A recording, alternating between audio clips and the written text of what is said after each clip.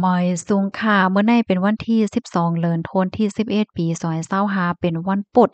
ในตัวในเดือนเอาพี่น้องเฮาค่ะมารับถมด้วยข่าวงาวนางยิงก้นเมืองห่มตุ่มเมียมมาก้อนหนึ่งถูกหญ้าโพดจ่ายเด็กไฮขี่รถเคิงจ้อมเปอโจ้กว่าที่โค้งเซาตากันจันนะคะมื้อวันที่11เดือนธันวาคมที่11ปี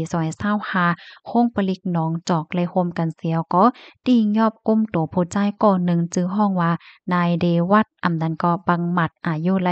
24ปียึดไลป้ากองหมากกองรถเครื่องหนึ่งลำและโฟนหนึ่งลูกดีเฮิรนอันมีไว้อยู่ดีเส้นตั้งพดุงพันธ์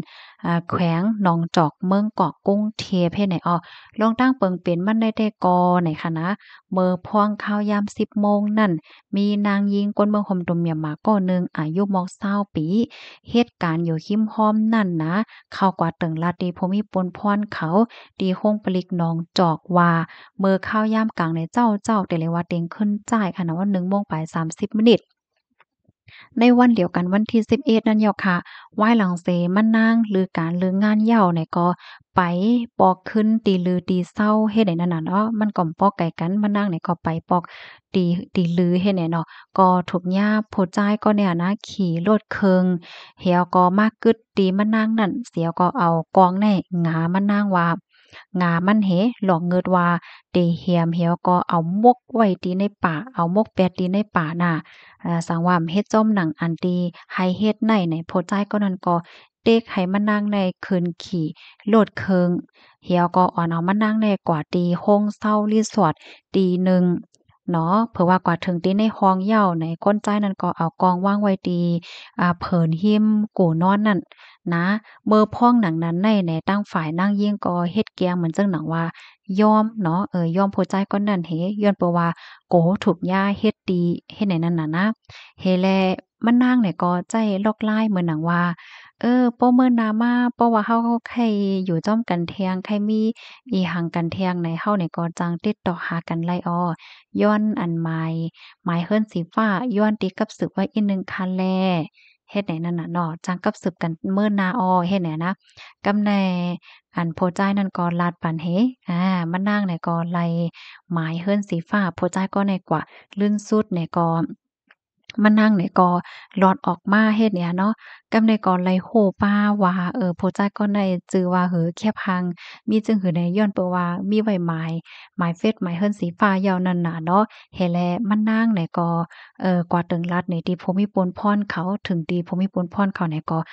ซัมปอมาย้อบโพจักก็ได้ไล่เฮ็ดให้เนาะเลยต้องไล่ถามสิในอันฝ่ายโพจักในตั้งลัดตั้งน้ำตาลัดตั้งน้ำตาว่า มันจ่ายมีหน้าการรับจ้างรับกินจ้างกูลองๆเฮ็ดแหน่เนาะในวันนั้นในค่ำคืนลึกอะเนาะติเลยว่าเต็งขึ้นใจตีหนึ่งปลายค่ะนะมันจ่ายในเอาเงินกว่าซื้อยาเมากำมาสู่เหปยกซัมมีจ่ายไข่คมกามาว่าซังว่าเฮ็ดจั่งเนี้ยค่ะเฮแลซ้ำหันนางยิงค่ะเนาะจุกอยู่หิมตางอ่าเฮ็ดดันเฮแลมันจ่ายก็จังขี่รถเครื่องกว่ากึดตินางนั่นเหี่ยก็เอากองในหงาให้มันนั่งในเคินโลดเคิงเหี่ยก็อ่อนกว่าอ่อนกว่าที่โคงเซาเปิดตากว่ารูลายว่าซังว่าเฮ็ดแนวเนาะก้อยกะว่านางก็แน่ซัมมีล็อกลายเทคนิคเฮ็ดไหนเห็นแลเฮ็ดให้เฮ็ดให้ผู้จ่ายก็ใน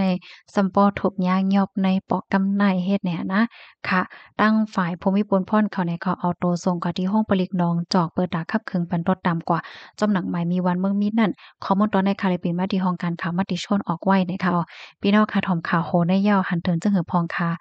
ก็ค่าได้ก็หันถึงมีอยู่ละหลายรองค่ะนะที่หนึ่งค่ะแต่เลยว่านางอ่อนก็แน่เลียดหน้าในค่ะเนาะอายุเลย20ปีเนี่ยค่ะนะมันนางเนี่ยก็แต่เลยว่าเป็นก้นที่เลียดเสี้ยวค่ะเนาะเอาตัวรอดออกมาไล่เฮ็ดจังเนี่ยนะก็หันถึงว่าสังว่าต่างก็ต่างก้นค่ะเนาะลิกับลิแตกย่างเอาหลายจังเลยเนี่ยก็ให้จังใจลอกหลายจังหนังมานั่งในก็เปิดถ้าเอาตัวเจ้าก็รอดออกมาไล่รอดเพนั่นน่ะเนาะกำในที่สองเนี่ยก็มานั่งในเข้าหา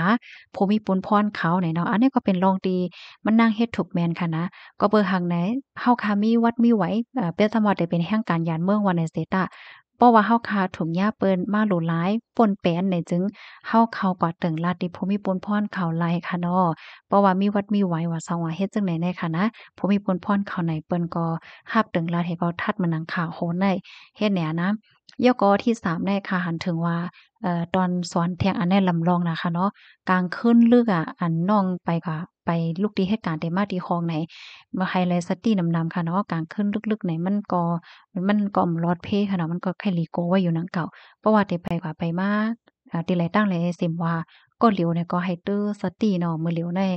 ก้นมันก็มีจอดมีจี้แห้งหนาในน้องอ่อนก็ในสอนว่ากามลีนะอ้อมานั่งรอดเพเหี่ยก็อำเป็นอิหยังค่ะนะเนาะ